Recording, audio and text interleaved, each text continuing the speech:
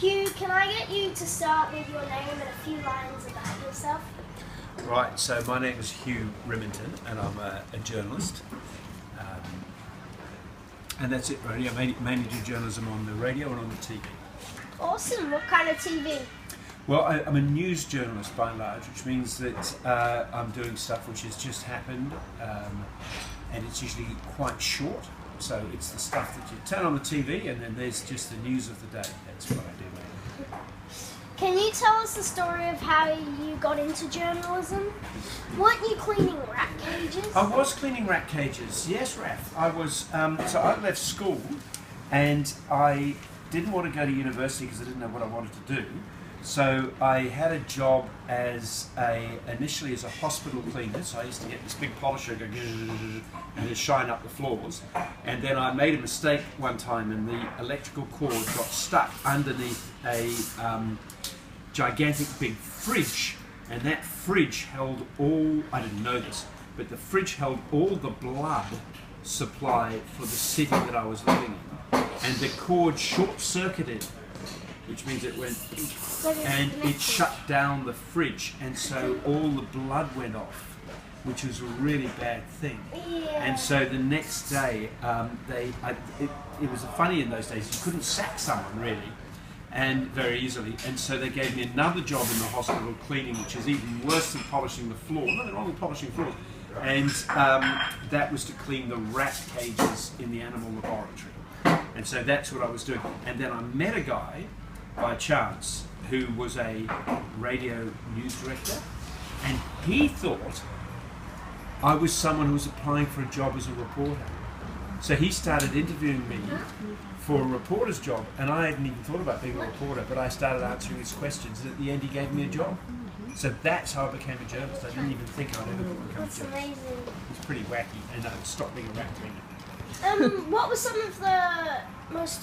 What would you say are some of the most important, like, successes or news stories in your? So if you stick around for long enough, this is something which is actually quite interesting. You don't realise when you're quite young, but what you realise is that history keeps changing. History's not finished. History keeps changing, and so if you're a news reporter, you get to see history as it changes. So really big important things that have happened over the last 40 years I've been able to go and see, like it seems probably won't mean much to you, but like the end of communism in Europe, the fall of the Berlin Wall, or wars, the invasion of Iraq, or big political events that happen, or massacres that happen, like there's a hot chocolate arriving, a bulk hot chocolate. Thank you, Steve. Thank you. And I think that one's yours, don't Yeah, thank you. Sorry to interrupt your You're video. right.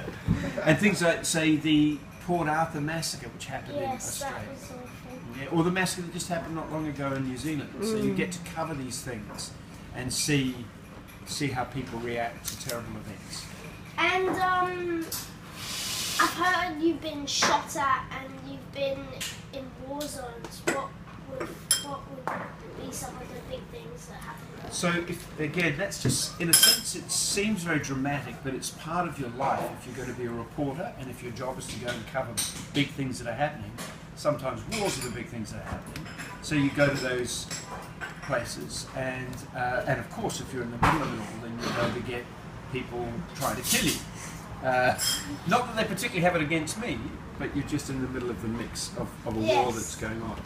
So those things happen in Iraq or in Afghanistan or in other war zones like that. And what do you love about your job? Getting shot at. Mainly joking. I'll tell you a funny thing about getting shot at, which is really weird if you're in a war, is that if you're with soldiers and things, they start shooting back at the people who are shooting at you. And here's the really weird thing, is that the people on your side shooting make much more noise than the people who are shooting at you. So one of the really weird things that happens is that there's all this noise of gunfire going off, but that's actually the friendly guy shooting that way. And it's kind of strange because you can't see bullets. That sounds obvious, because they're going so fast you can't see bullets. So the danger is very hard to figure out where the danger's coming from. So you're trying to stay alive and you're trying to take cover, but it's very hard in that initial thing to actually be too sure where bullets are coming from. You can't stick up your head and go, where's that bullet coming from? Because the next one will hit you in the head. So it's kind of, it's a really confusing thing in the middle of a battle sometimes to know where the danger comes from. And that's quite an interesting experience. Although other times you could be driving down the road and a big explosion goes off in front of you. You know exactly where that's come from because you've just got a big explosion go right in front of you. So those things are interesting experiences.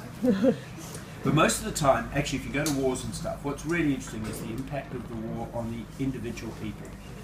Wars are big strategic decisions being made by presidents and prime ministers and all that kind of stuff, and generals, etc. But the reality on the ground is very intimate. It involves the immediate moment that you're in and how you survive it and what the effect is. That's great. And is there anyone who inspired you to become the journalist you are today?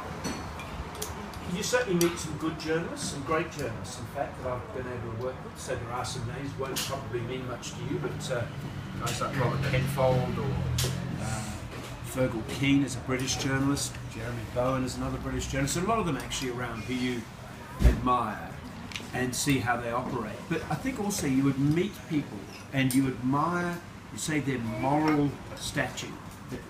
That's people who are doing the right thing under very difficult conditions. So you got to meet Nelson Mandela, for example, who was a leader in South Africa, became president of South Africa.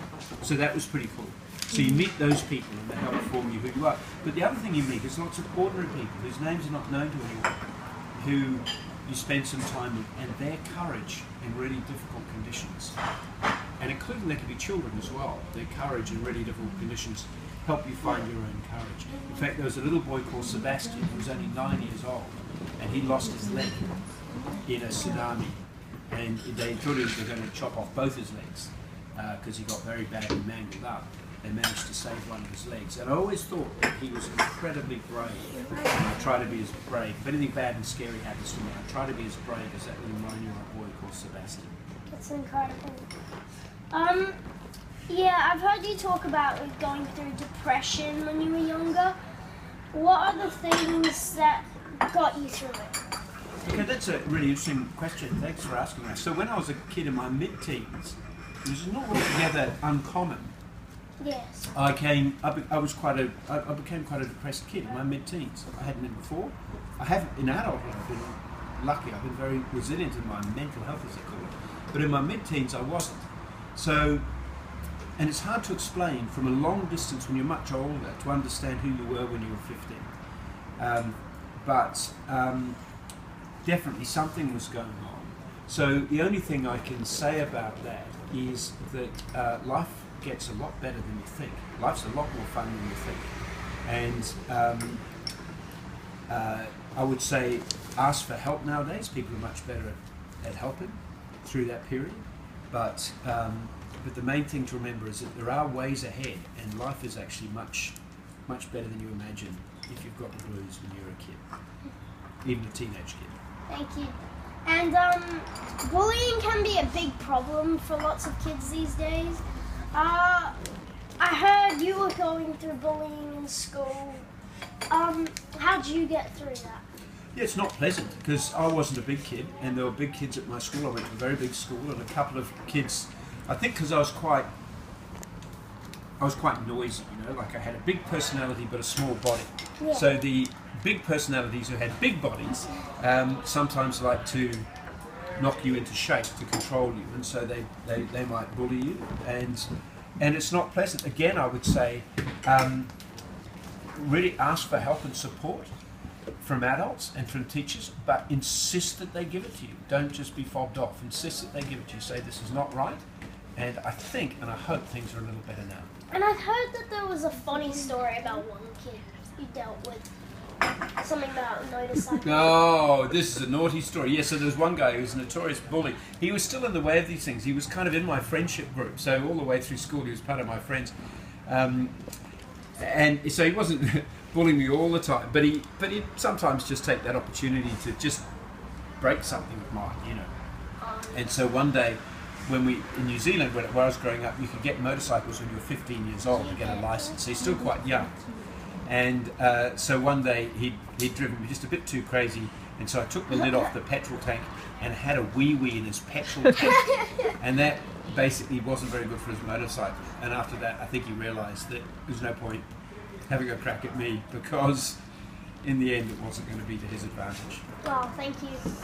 Thanks for your time, Hugh. Is there anything you'd like to add? Not at all. You're a great interviewer, Raph. I hope you have a splendid future in whatever you do.